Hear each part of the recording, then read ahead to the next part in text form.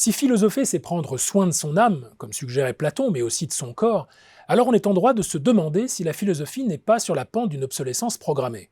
Programmée par de nombreux procédés industriels, robots, assistants vocaux intelligents type Siri, ou montres connectées qui permettent déjà d'atteindre cet objectif d'une manière automatisée.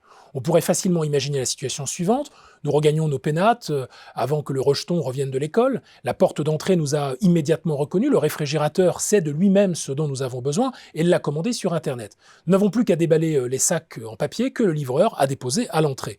Dans le salon, il fait 19 degrés Celsius exactement, la climatisation s'étant mise en marche une demi-heure avant le retour de l'enfant, de sorte que celui-ci sourit dès qu'il rentre à la maison. Ils sont programmés pour cela. Le chauffage et l'enfant. On ne sait plus lequel s'est adapté à l'autre, et cela n'a aucune importance. Avec cette mise en scène qui n'a rien de très futuriste, car tout cela existe au présent, le philosophe Pierre Cassou-Noguès, professeur à l'université Paris 8, tente de nous sensibiliser au fait que ces objets nous habituent de plus en plus à dépendre d'eux. Il est l'auteur d'un livre au titre ambigu, La bienveillance des machines, comment le numérique nous transforme à notre insu, qui ne peut laisser indifférent la réflexion managériale où le qualificatif de bienveillance s'est installé depuis quelques années comme un prérequis d'un management humaniste, aimable et responsable. Le raisonnement qui nous est proposé ici admet au moins trois composantes. L'auteur remarque en premier lieu que les robots compagnons, qui jouent le rôle de copilotes de nos existences, nous bienveillent. Ils sont supposés nous aider à nous sentir mieux et augmenter notre score d'humeur.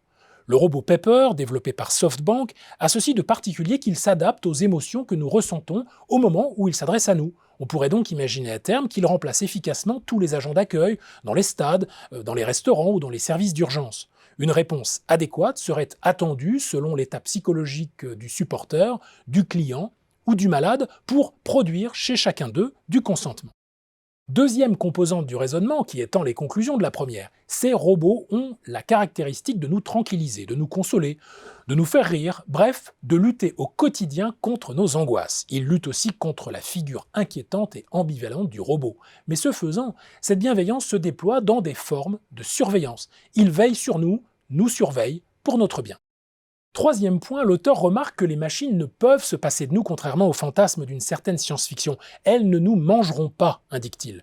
En revanche, rien ni personne ne semble pouvoir s'opposer à leur caractéristique majeure, qui consisterait à toujours vouloir étendre leur empire. Il faut prêter aux machines un pouvoir d'extension. Jamais un ordinateur ne sera en mesure de dire « ne m'utilisez plus, je suis toxique à votre existence, il faudrait modérer mon usage, jetez-moi ».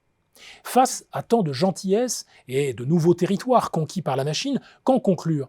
D'un côté, qu'elle vise notre bien et notre bonheur n'est peut-être pas finalement une si mauvaise chose que cela quand on y pense.